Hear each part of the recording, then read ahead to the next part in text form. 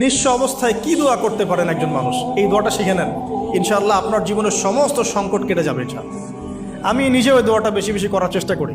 দোয়াটা হচ্ছে, মুসা আলাইহিস সালাম একটা গাছের নিচে হেলান দিয়ে বসলেন, বসে দেখলেন দুইজন মেয়ে দাঁড়িয়ে আছে দূরে, পানি নিতে পারছে না, লোকজন পানি নিয়ে যাচ্ছে, ওরা দাঁড়িয়ে আছে বেচারি। মুসা আলাইহিস সালাম গিয়ে বললেন, কি সমস্যা আপনাদের? এটা নিয়ে আপনারা আবার মেয়েদের সাথে কথা বলার চেষ্টা করেন, ঠিক আছে? তো মাহারাম গায়রা মাহারাম মেনে চলে। তারা বললো যে আমাদের বাবা অনেক বৃদ্ধ মানুষ, আমরা পানি নিতে পারি না যতক্ষণ না আমাদের কম পানি নিয়ে চলে যায়। মুসা আলাইহিস সালাম তো একটু বললাম না, ফিজিক্যালি খুব স্ট্রং ছিলেন, থাকে না বডি বিল্ডার, সামনে গিয়ে কথা বলে সরো পানি নিতে দাও, তখন মানুষ একটু মূল্যায়ন করে না। তো মুসা আলাইহিস সালাম এভাবে পানি নিয়ে দিলেন এবং বাছুরদেরকে পানি পান করালেন, করিয়ে গাছের নিচে এসে বসে আছেন। বসে বসে তিনি দোয়া করছেন, এই যে দোয়াটা তিনি দোয়া করছেন, রব্বি, একটা নেক কাজ করলেন, নেক কাজ করলেন না, মানুষের উপকার করলেন, নেক কাজ করে এসে গাছের নিচে বসে দোয়া করছেন, আল্লাহ এখানে তো আমার খাবার পানি বাসস্থান কিছুই নাই, আমি কি করব?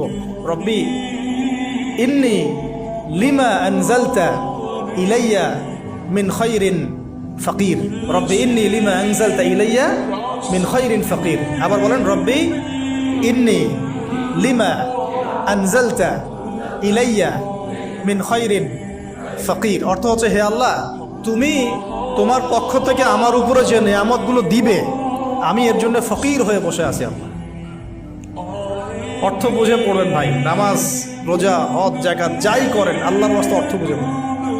অর্থ বুঝে পড়লে আপনার ইবাদতের স্বাদ পাবেন, তৃপ্তি পাবেন, আল্লাহর সাথে কানেকশন হবে, আল্লাহর নূর পাবেন, মাআরিফত পাবেন, সত্য স্বপ্নও দেখবেন তখন ইনশাআল্লাহ, তখন সত্য স্বপ্নও দেখবেন ইনশাআল্লাহ। আল্লাহ পাক তৌফিক দান করবেন।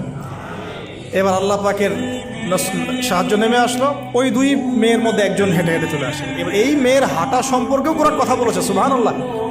এই মেয়ে কিভাবে হেঁটে এসেছে, এই হাঁটার বর্ণনাও কোরআন দিয়েছে। কোরআন বলেছে এই মেয়ে হেঁটে আসছে লাজুক পায়ে। এখন আপনি এই পুরো ওয়ার্ল্ডের মেয়েদের হাঁটা দেখেন, লজ্জা আছে?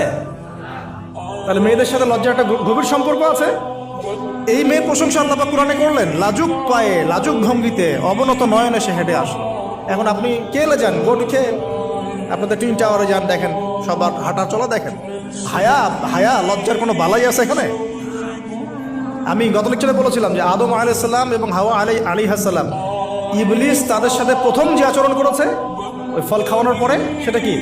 তাদের গা থেকে পোশাক খুলে পড়ে গেছে, মানে নগ্ন করে দিয়েছে আমাদের পিতামাতাকে, মহাবিশ্ব নগ্ন করে দিয়েছে কে? ইবলিস। তো এখন এই পৃথিবীতে আমরা যারা নগ্নতার চর্চা করছি, তার কার এজেন্ট আমরা বুঝতে বাকি আছে? আমার কথা কি বুঝতে পারছেন কি না? এই কানেকশন মেলানোর চেষ্টা করেন, ডটসগুলো মেলানোর চেষ্টা করেন। সামনে যাই প্রিয় ভাই, এই মেয়ে এসে বলছে, আমার বাবা আপনাকে ডাকেন, আমার বাবা আপনাকে ডাকছেন। তিনি গেলেন, বাবা শুআয়ব আলাইহিস সালাম। তখন এক বোন ইনডাইরেক্টলি বাবাকে বোঝাচ্ছে যে বিয়ে শাদী দিলে ভালো হয়।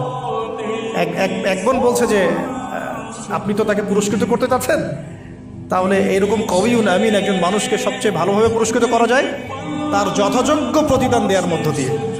তো মেয়ের ইশারা বাবা বুঝেছেন, তিনি নিজের এক মেয়ের সাথে মুসা আলাইহিস সালাম বিয়ে দিলেন, সুবহানাল্লাহ।